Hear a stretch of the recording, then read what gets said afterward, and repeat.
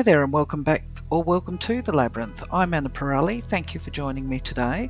I do hope that you're very well and that life has been kind to you for the last week. I've been a bit busy. I imagine you probably have been as well. Feel free to let me know what's been happening with you. I've had family over from the eastern states, so that was took a bit of time, but in positive ways. And I've been working on some independent projects towards a future goal that's yet to be revealed. I've also continued to work on content here for the channel, and you may have already seen that there was a new video loaded on Friday, and I'll speak to that in a moment. So what's new? Okay, well, we've loaded some new numerology content. The ruling number 1 is now up. It turned out to be a very long video. I have to admit that I wasn't aware that it would be as time consuming as it was. And when I say number 1, I actually am referring to number 10 because there actually is no ruling number 1, although usually a number 10 is broken down to a number 1 as a ruling number, not because yeah, it's a bit complex. Have a look at the video. Okay, I have started prepping to load the ruling number 2. That should go up this Monday as well. So I'll speak more about numerology in a moment.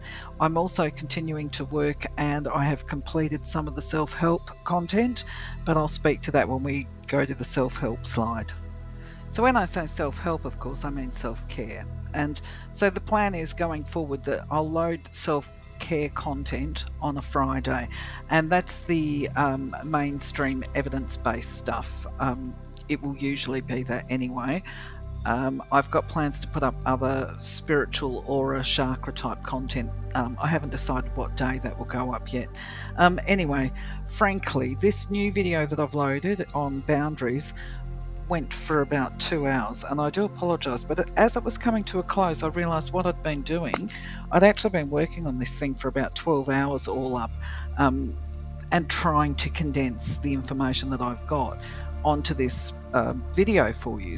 Anyway, I realised as I came to the end of it that what I'd actually done was try to transfer the equivalent of, say, 12 therapeutic sessions on boundaries into one visual activity for you guys so that you can have access for the information. So realistically, where I'm going with this is when you watch this video, yeah, it's big, but break it down into bite-sized bits. If you can't watch all of it at once, understand that if you were actually going to see a therapist or whatever to get help with setting boundaries, because there's a lot of prep work before you go in and do your boundary setting, that the therapist works with you doing one step at a time, right? So you might want to look at that video, just take on board, say, slide 1 or 2, work with that, get yourself into another space, and then when you're ready, go on to the next slide. This is what I would be encouraging you to do, because Rome's not built in a day, and doing boundaries, it can be challenging because you've got to do that background work before you go in and do it. But I'll let you watch the video and come to your own conclusions with that. Oh, I should say at any time too, by the way, just in case you're not aware, there is a little wheel nut on the video, so if you find my voice to be droning or whatever, you can always speed it up, you can adjust the timing, or you can slow it down, or the other option is if you hit on that wheel nut, you can actually take out voice if you really wanted to, and allow the, what are they called, those, the words underneath, subtitles, that's what I mean. You could do that.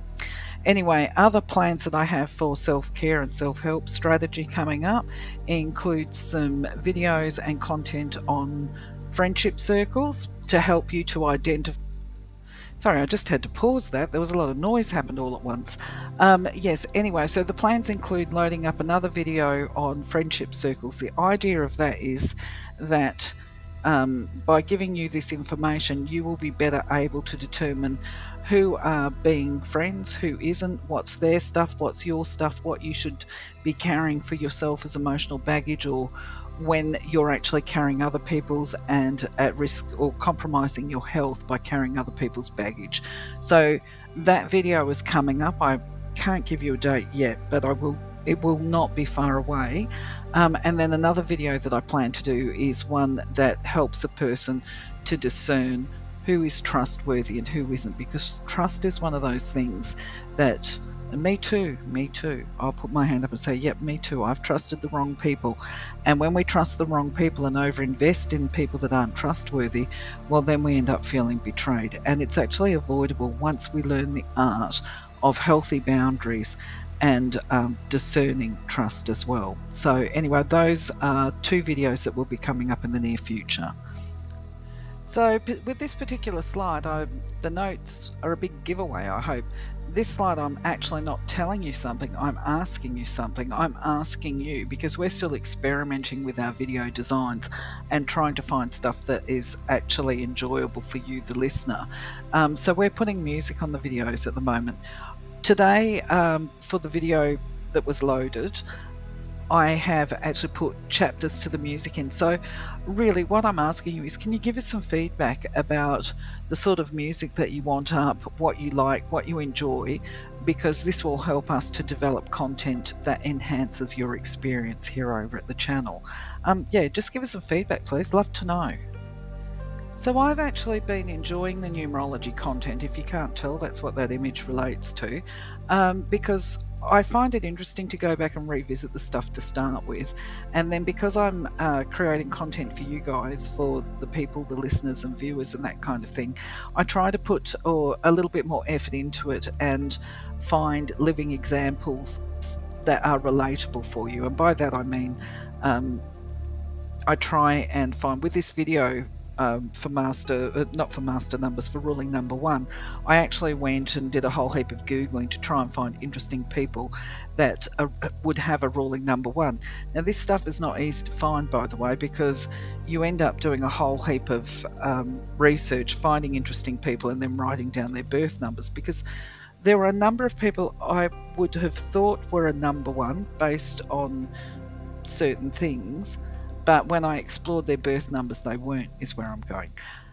But what I did find, and we're not going to be looking at Master 11 for a little while yet, we've still got to get through the numbers 2 to 9, the singular numbers. What I did find was some fascinating famous people with a number of 11. So I'm going to keep doing this stuff just to make it a little bit more interesting for you. What else could I say about here? I think that's covered it. I'll move on to the next slide. Actually, I should have said Mondays is going to be Numerology Monday. That was the other thing I meant to say on the other slide. So on Mondays you can expect to see the numerology content coming up. So if that's what blows your hair back and what you're into, do a subscribe and get notified for a Monday, okay?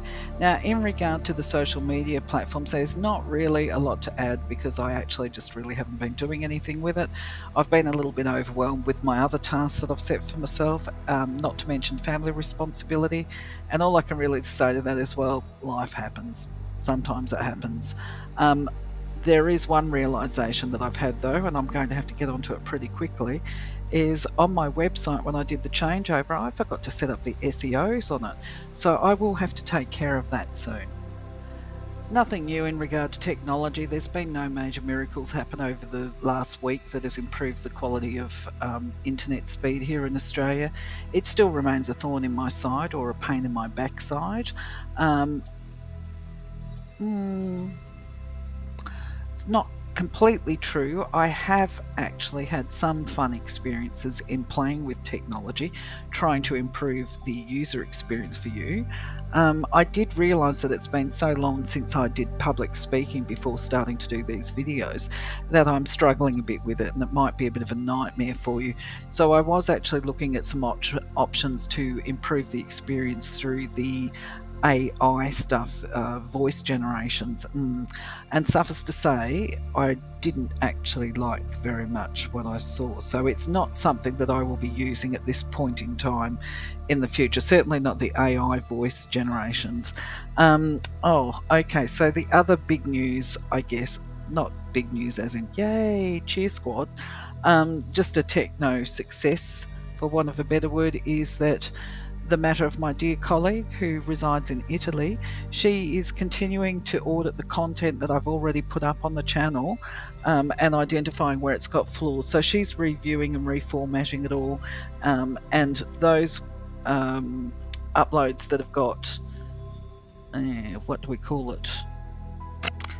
that haven't loaded properly. She's going to fix them all up and load them up, and I say thank God for that, really, because my understanding was that I did the recordings, I load them up, and all should be well. Well, apparently not. So she's going through checking it all. So hopefully it will be of a high quality very soon. So, have I mentioned that we're going to try and have something uplifting every Wednesday to help people navigate what we call here in Australia Hump Day? I don't know what you call it overseas. Wednesdays is considered to be middle of the work week, and we call that the hump. You know, once you get to Wednesday, you've peaked and it's all downhill. It's only another 2 days until the weekend, and that tends to be when people start to get a bit fatigued. So the plan is that on Wednesdays we'll put out something that lifts people's mood and helps them feel a bit better. And for now, really, this is just another sample of the artwork because I like playing with this stuff. Nothing spectacular. The lady on the right, she was supposed to be an old crone. Well, I've never seen such a beautiful old crone in my life, but she's got silver hair, so she's pretty. The three men on the left, they're supposed to be the three wise men, or you might say we three kings of Orient are. I probably should have asked for crowns to be put on them, but either way, I've included them here today because I actually like the richness of their facial features. And as for the flowers, I just like those flowers. I think they're very pretty. I'm interested to hear what you think. So with the yarning, I thought each week I might try and add something in, and this week do a just for fun. And because Meghan Markle has been featuring the news in such a big way over the last week, I thought, just for a bit of fun, we might take a look at her numerology. Now, obviously the photo there is not her, it's an AI generated image, one that I've created. So we don't want anybody to lose sleep over, are we using copyright pictures? Nope. Right. So anyway, this is also kind of aligned in some way with the social work ethos of instead of judging, try and seek understanding in all things. Sometimes that can be difficult when people can be so confrontational with us. Sometimes it's difficult not to judge them because we're humans, right? But anyway, let's take a look, not at Meghan Markle in a personal way at this point. I certainly will give my opinion about something in the next slides, but right now we're going to look at the numerology. And what does the numerology say about Meghan Markle? Well, I know there's been debate about her birthday. I'm going with the birth date that has been put up there, I think, on Wikipedia. Her birth date is the 4th of August 1981, and that gives her a ruling number of what I call the 31-4. So the first observation I make in regard to this birth number and the chart is that the number 4 is basically reap what you sow. It's about harvest. So without going into too much detail, because we're just doing a little overview here, there are suggestions that with her birth number, or with this birth number, a level of volatility to the character. Now, I've observed this with many people with a ruling 31-4, where they're either victims of some fairly brutal behaviours by somebody else, or the other alternative is that they can be quite brutal themselves. Now, I think it would be fair to say that in my experience, when I'm looking at numbers, by the time a person with this combination matures and gets into adulthood, I think one of their life lessons must have been to moderate that brutal aspect of themselves. Now, I also need to clarify that 31-4 is not necessarily a physically violent nature, but it can suggest, I'm just actually going to go for it because we're talking numbers here, we're not talking about people specifically. We're talking numbers and energy. What I have observed is that people with this number combination, they can have a real vindictiveness to their personality. And I'm doing this because I want to be very careful about potential suits or anything like this.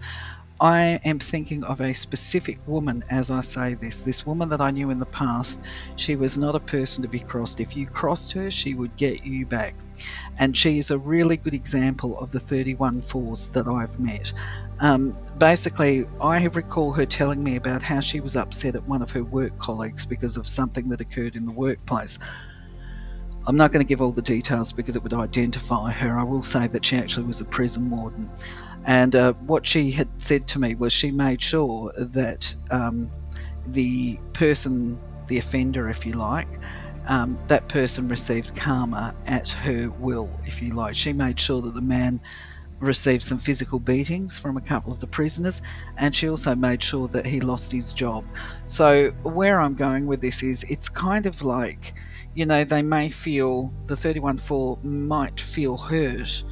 There's a level of oversensitivity and reactiveness there, but when they seek karma and justice, they really go into overkill and overdrive. It's just way over the top. So, just a reminder to people, because one thing that disturbs me when I talk about the negative traits of a particular number, that people might judge all people with a number in this way. Well, there's lots of other things and factors that come into why you would interpret it this way.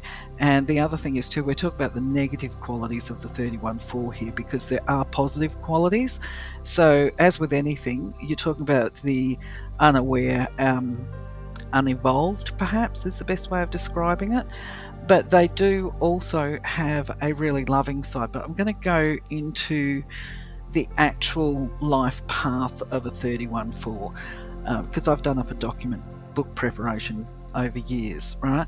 So anyway, the vibration of the 31-4 in general lends itself to a lack of serenity and peace, because their mind is so restless. They have very busy minds, and that is, they overthink, and that would possibly account for the vindictiveness, where they're not able to kind of detach from that the thought or that focus, right?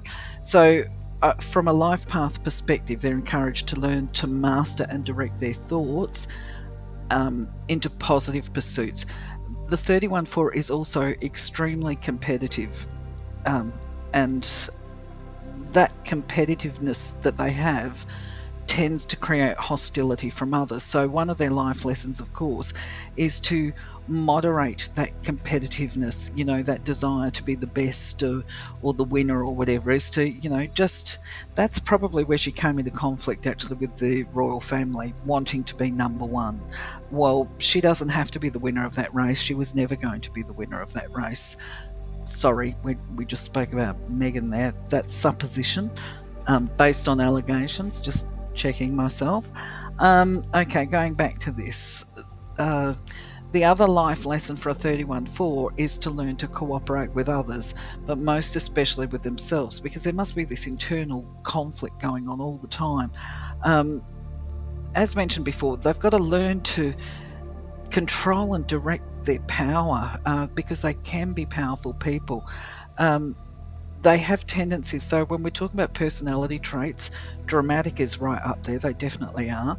There is that desire for independence, which is almost a flaw. They have pride. Now, even so this is looking back at my old notes, I look at this and I'm thinking, loyal? I used to say that the 31-4 was loyal, but currently I have to admit that's not an observation that I'm making with the 31-4 in more modern times, certainly not in the public, but they definitely do have the instincts of a fighter. Let's be real, I've just explained what fighters they are. Yeah, look, I used to think they were extremely loyal, but maybe it's more about changing times, that there's a shift there. It might just be reflective of what's happening socially, but yeah, definitely in the past, loyalty I would have put up there, but at the same time I would put a 31-4 as being quite materialistic actually. Perhaps that's why it's associated with that harvest thing, is because they actually like to reap the material benefits. They're quite materialistic. Yeah, okay, moving on. I'm not going to take a look at her birth pyramid, but we can have a look at a birth chart here, because this can be quite revealing as well. We can see on the birth chart that the column that has got the largest singular number is actually the 9, and it's on the mind plane.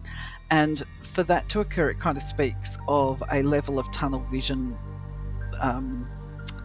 where more of her energy is fixated on what's going on in her head, as opposed to what's going on directly in front of her, and even on spiritual stuff, because that 9 is there. What would I say about here?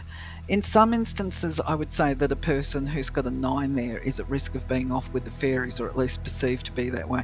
But I don't believe that this is indicated with her birth chart, not from what I can interpret. Your opinions, if you do numerology, would be interesting.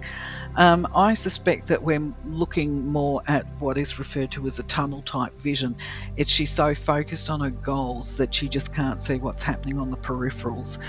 She's unable to move that away. And I'm not actually going to explore that because we just see too much media content, and we don't know what's true and what's not. So I will just say that indicates a person very focused on their goals and quite singular in their approach to achieving them, quite determined actually.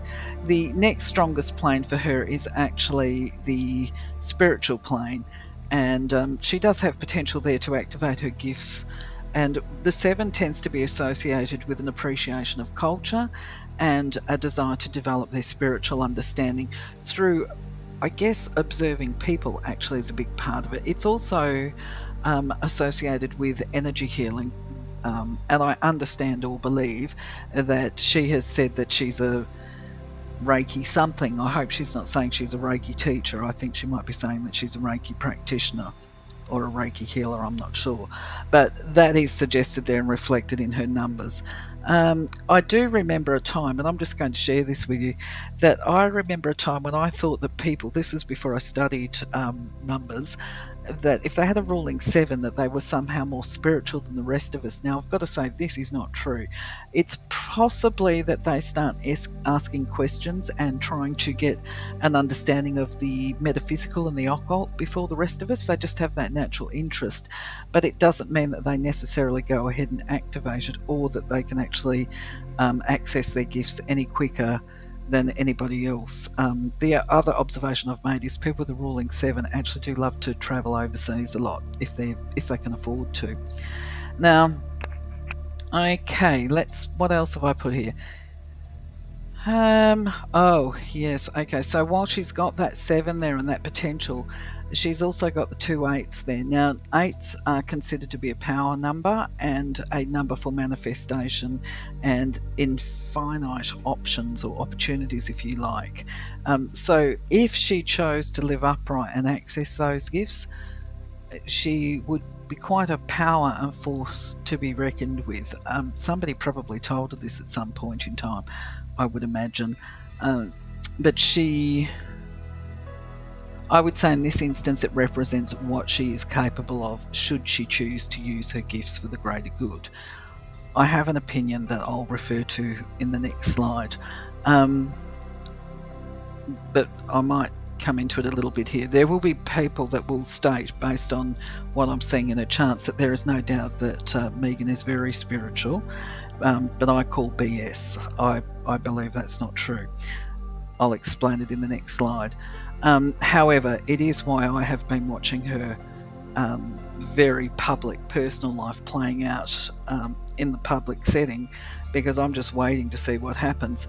The 6 in the physical plane represents that she's not just a thinker, that she can actually be a doer, and that when she addresses her attitude, because it's her attitude that's blocking her, if she can shift her gaze, and just break that focus a little bit and away from that goal and see what's happening around her, then she will obviously be able to, she's going to be better placed to manifest what it is she's after.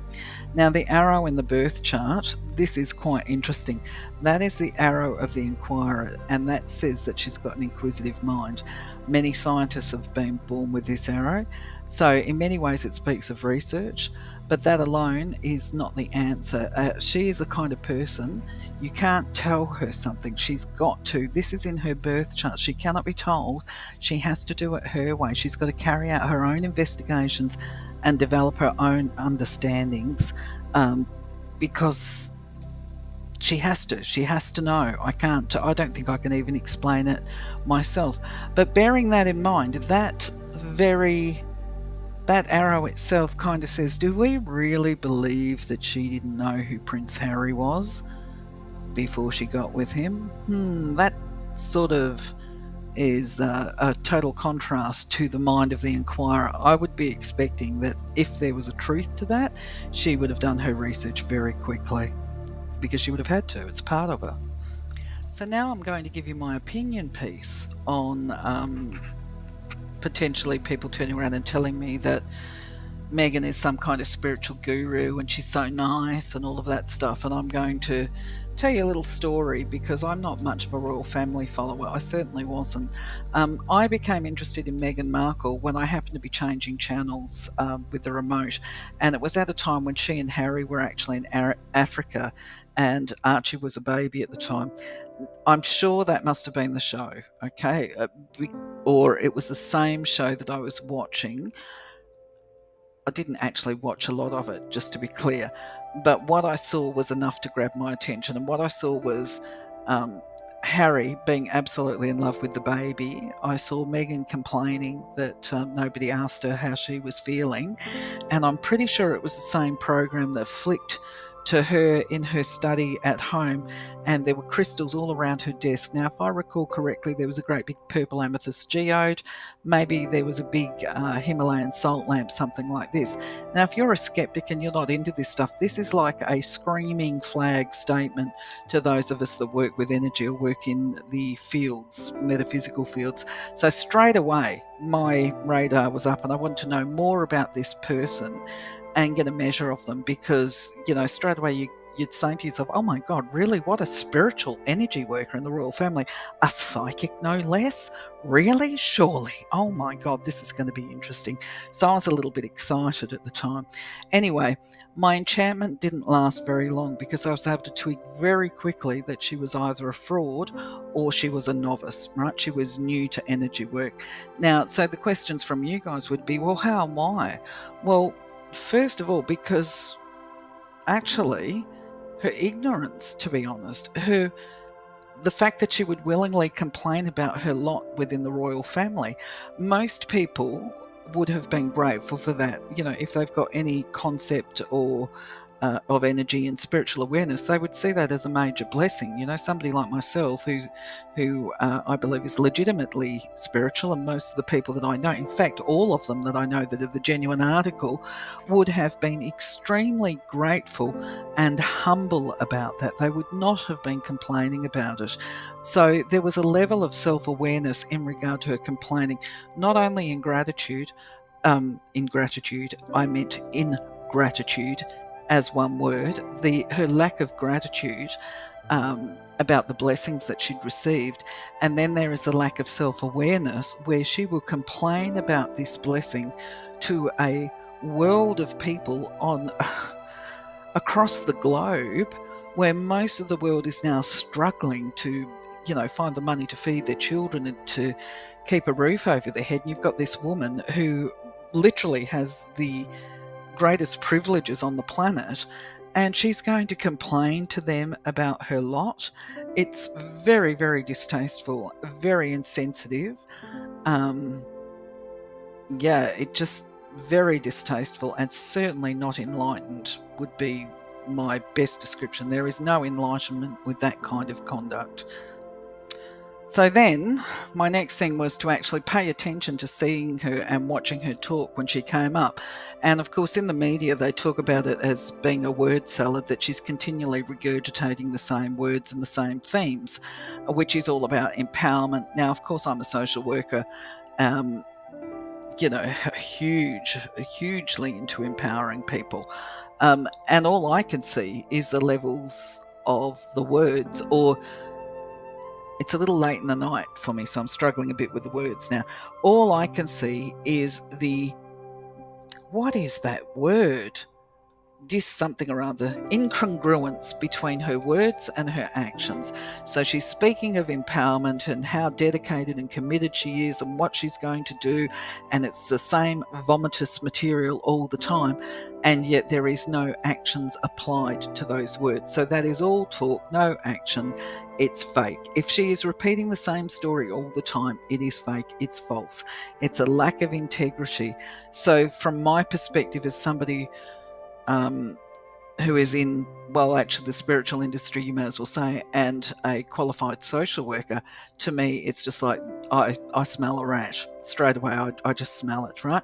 Then, besides the fact that it's hypocritical, then there is the matter that somebody who is supposedly as intelligent as what she says she is will pick a fight with an institution that is thousands of years old and disrespect the head of it and not realize, not have enough awareness to understand that when you publicly criticize and speak negatively about that institution and the head of it, that just demonstrates an absolute lack of wisdom on her part, a lack of awareness of consequences to actions, and a failure to recognise and respect that the Queen was actually beloved by people all over the world, not just the United Kingdom. She is, or was, the head of the Commonwealth. So we are talking about millions and millions of people across the world who understand what monarchy is, who understand the traditions, whether we're royalists or not, or whether we're Australians that are saying we want to see the royal family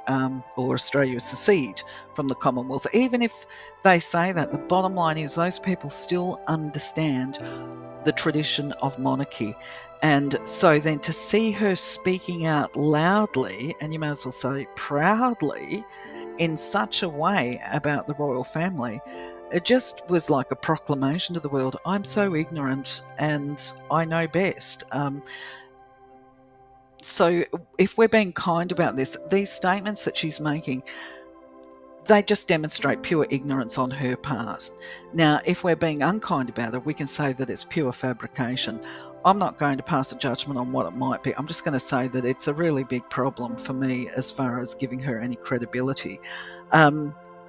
One of the other thing, that really, actually, I'll go to the point of saying it absolutely disgusted me as an energy worker and a spirit communicator, is where allegedly in the book Spare, she has gone to Diana's grave and leaned up against the headstone, and I'll say allegedly again, allegedly channeling messages from his mother to him. Oh my God. Well, at that point, I had alarm bells going off. And at that point, I actually felt very sorry for him, because if this was his introduction to spirit and energy, he was very, very vulnerable. It simply does not work that way. That's not how it happens. A genuine spirit communicator who is gifted is not going to be hanging out at the grave sites and cemeteries attempting to connect with the spirit, right? Spirit picks the vessel that they're going to communicate through, right? Not the other way around.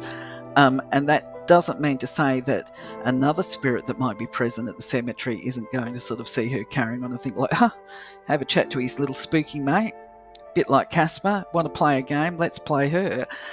So that doesn't mean to say that she's not putting herself in a compromised position, but I'm not even going to speculate on that. I'm just going to say more likely it reeks of an attempt to manipulate a vulnerable person into thinking that they have some kind of supreme power and can have a chat with his dead mother whenever he or she wants, right?